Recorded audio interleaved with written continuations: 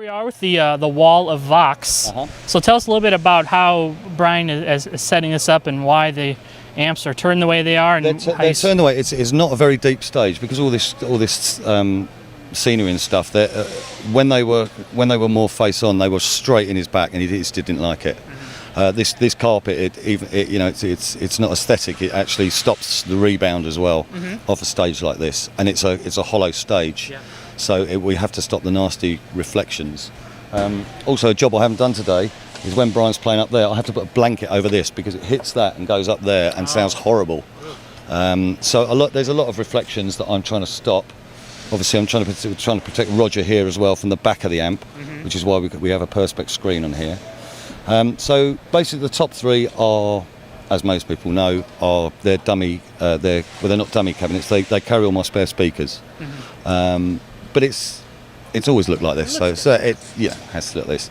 These are three spare amplifiers in case any one of these three blow up, and I can just throw those out the way, lift that one down. I have two more spares here, and these three amps are all the same. These are like sort of early 70s, but they've all been slightly modified. All of these amps are slightly modified. These ones heavily modified. Yeah.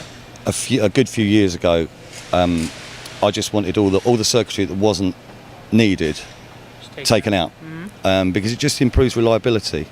One thing we didn't look at there was the power supply. I have a power supply in the bottom of that rack, which gives me 234 volts at 50 hertz, which is exactly what these want to see anywhere in the world. So if you give me your silly American girly power, then I can make it. I can make it right. I can make it man's power. Yes, stuff that will kill you if you touch it. None of this 110 rubbish. So yeah, I can get these. I can give these exactly what they want, and it does bring the reliability up a lot. These were actually built for the We Will Rock You theatre show by, again, Greg Fryer. He also does amp stuff, and they've just proved they're very reliable, but they sound very, very nice. They sound very, very warm, but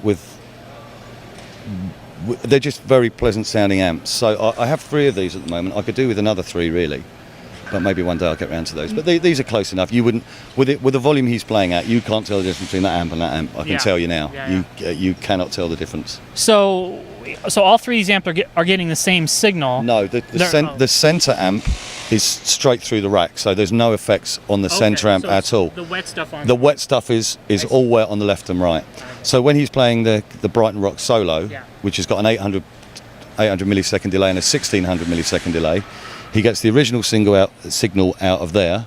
Then he gets that one 800 milliseconds later. Then he gets that one 1600 milliseconds later. So it goes dunk, dunk, dunk. Yeah. And it's the same out of the. He's got all these side fills are for guitar.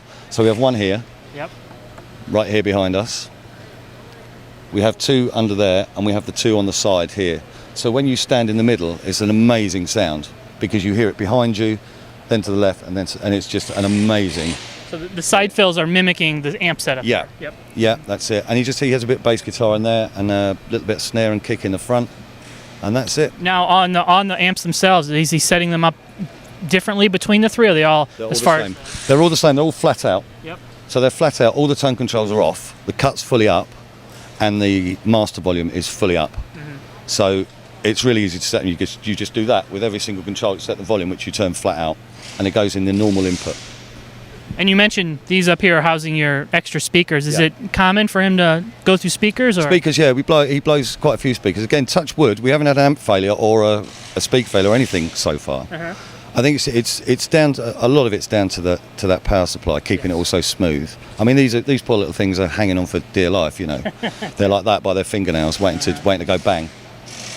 But they're slim and trim. They got the excess stuff out of there, and they're absolutely and high quality valves as well. I mean, that's tubes. Tubes. Yeah, whatever you call them. A tube's something we ride in London. You see, that's the valves are tubes. Sorry, they're very high quality. They're blast tested for a long time. A lot